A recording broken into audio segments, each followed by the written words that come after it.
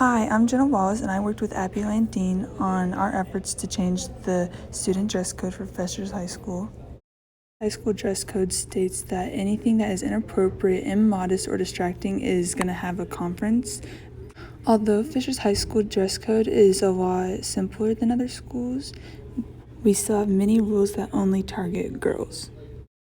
The problem with most school dress codes is that a lot of the rules are only targeted towards young ladies. This is further oppressing them, even taking away their learning time, distracting them more than their clothes would distract the male students.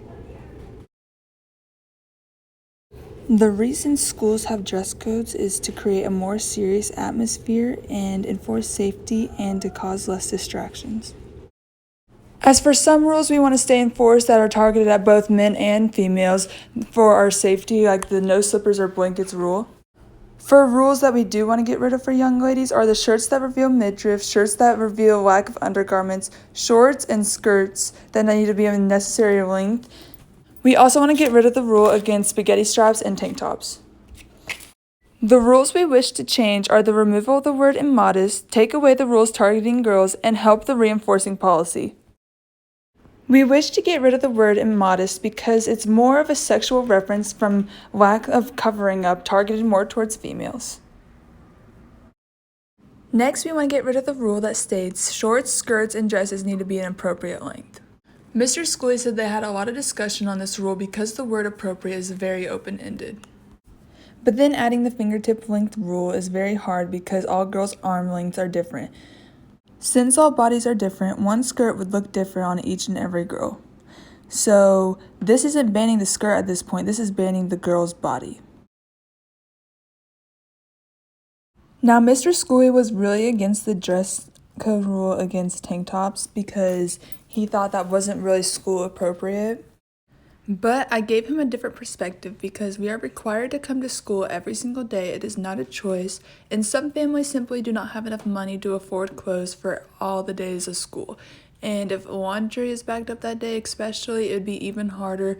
So if a girl is just wearing a tank top, is she not able to come to school because she has no other clothes? And he really got to thinking about that, so that might come up discussion in the next handbook meeting. We also want to abolish the rule against midriff tops. This is any t-shirt, sweatshirt, any shirt that shows a little bit of your stomach. For an example, yoga pants and leggings used to be against the dress code, but as in stores popularized them, they became more common than other pants.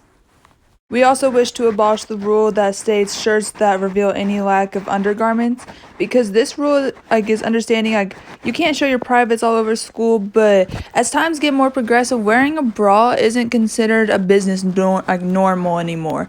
We girls can decide for ourselves if wearing a bra is okay or not, and that's nobody's choice to tell us otherwise. And people need to realize that more in the public. So yoga pants weren't only a trend, but now became fashion, and that's just like how midriff tops are now being. It's hard to find a top that doesn't show your stomach anymore, and I can show you that in a few slides. And like Mr. Schooley said, it now comes down to the length of how much stomach is showing from a shirt.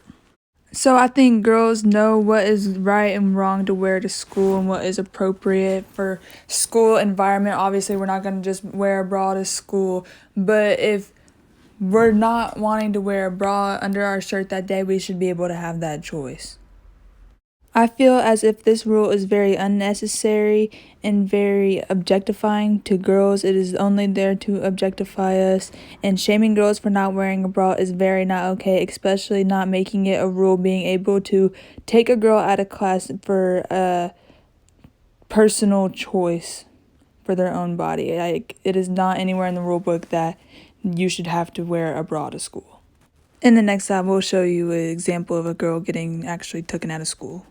Now, this is just a common fashion website. It's called Pretty Little Thing, and I just searched up short sleeve shirts, and I'm going to show you how hard it is to find a shirt that even covers your belly on even this site and on a lot of sites. As you can see, most of these are showing the stomach.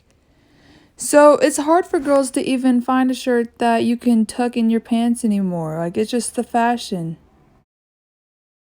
Now, this was a report over a young lady named Lizzie that went to school in Florida. She got taken out of class because her shirt was distracting because she didn't wear a bra under it, and you can see her holding up the bra. She felt very upset from this and took it to social media, and it got a lot of attention and her thoughts on why you should be able to choose if you should want to wear a bra or not. You can spend your own time reading it. It's honestly a very sad story. Now on our thoughts of enforcing the dress codes in the future, we want to change this. We want to be able to have teachers discuss the dress code with the students if they feel uncomfortable after class, like not during the class, so they aren't getting taken out of their learning time, because that is further distracting the girl for her what she's wearing and not the guy. We really want to make sure young ladies feel more comfortable and it doesn't have a lot of impact on their focus. Now, for our positive impact, we really wanted to change these dress code rules at Fishers High School to help young ladies feel more comfortable with themselves and what they're wearing at school, be able to wear their closet and not be scared to be dress coded, and help families out who can't afford a lot of clothes. And we talked to Miss Shelton about the Diversity Club and asked her questions and her thoughts on the dress code. We had a meeting with Miss Shelton and Miss Eisen to learn how to do a full research report and to get their ideas on the dress code, because we needed help to show this to the deans and all of our classes. We had a well over hour-long conversation with Mr. Schooley, a presentation about the dress code. We talked to Mr. Goodwin about joining the handbook club for a discussion about the dress code, so that meeting is coming up in January that we're going to attend. We have reached our goal to advocate for the dress code by showing this presentation to a lot of our friends and families and the deans, and even giving the deans a change in perspective. This is me, Abby, and Dean Schooley after the meeting we had whenever he really thought about it. And here's our sources for the research. I hope you really understood and learned a lot from this presentation about the dress code.